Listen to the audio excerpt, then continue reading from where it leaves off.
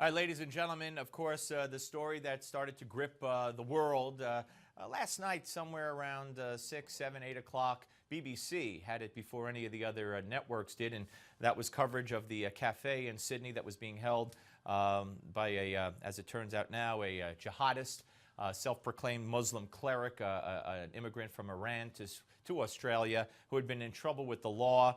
That siege has ended. The gunman is dead. 2 hostages died, unfortunately. Joining us now is former New York City Police Commissioner Bernie Kerik. And Bernie, welcome as always. Thanks, Steve. Did this get handled correctly? I mean, a lot of people, for instance, would say, we saw the gunman walking back and forth through the window. You know, why couldn't they have taken a shot at him? Now, that's just kind of a layman question, but how do you think it was handled?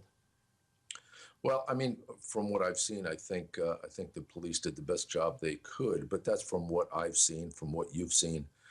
You have to keep in mind, Steve, there's a bunch of stuff, intelligence stuff that they have, a bunch of insight that they will have that we didn't have access to. You also have to remember that they had 2 or 3 hostages, maybe more, that got out of there, got to the police. The police had that intelligence, or their national police service.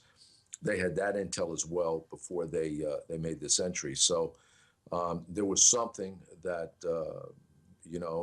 was in their mind, that they wanted to preempt possibly murder or something else, and so they had to act. Unfortunately, as happens with scenarios like this, sometimes 2 of the hostages were killed, which is tragic, but the shooter's dead, and he won't be able to do this again.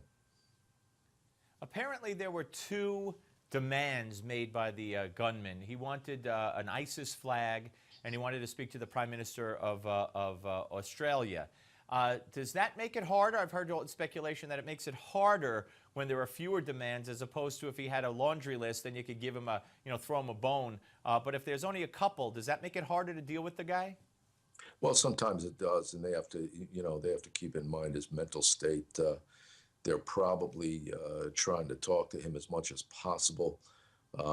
What you want to do is you sort of want to wear them down, keep them on the phone, keep them occupied, keep them thinking, and wear them out, tire them out as much as you can before you make an entry like this. They were quite familiar with this guy, from what I understand.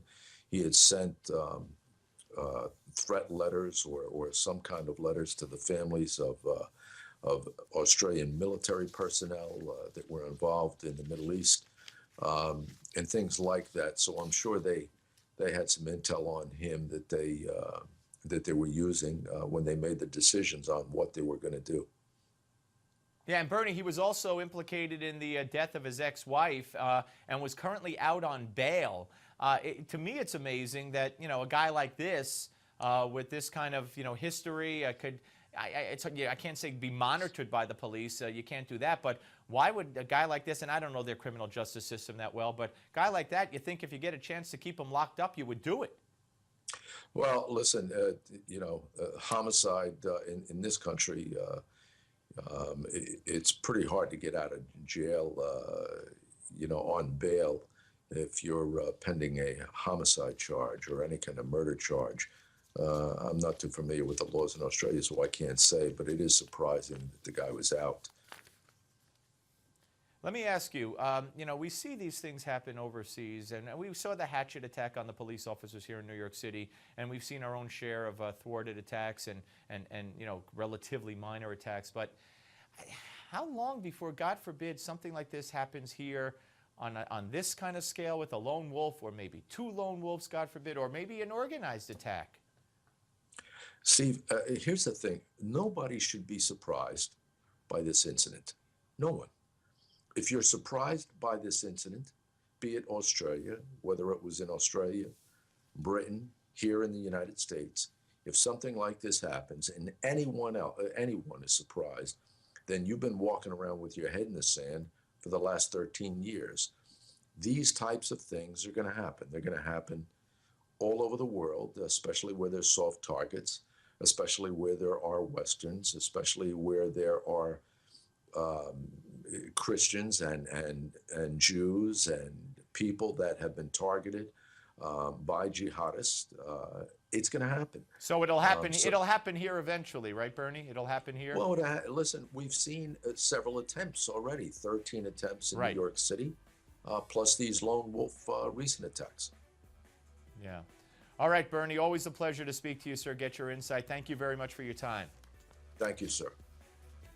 My pleasure. All right, coming up next, folks, the director of the Israeli Land Fund, who Obama might consider the most dangerous impediment to peace on the face of the earth, because we know next to an Israeli construction worker, he might be the most dangerous. Don't go away.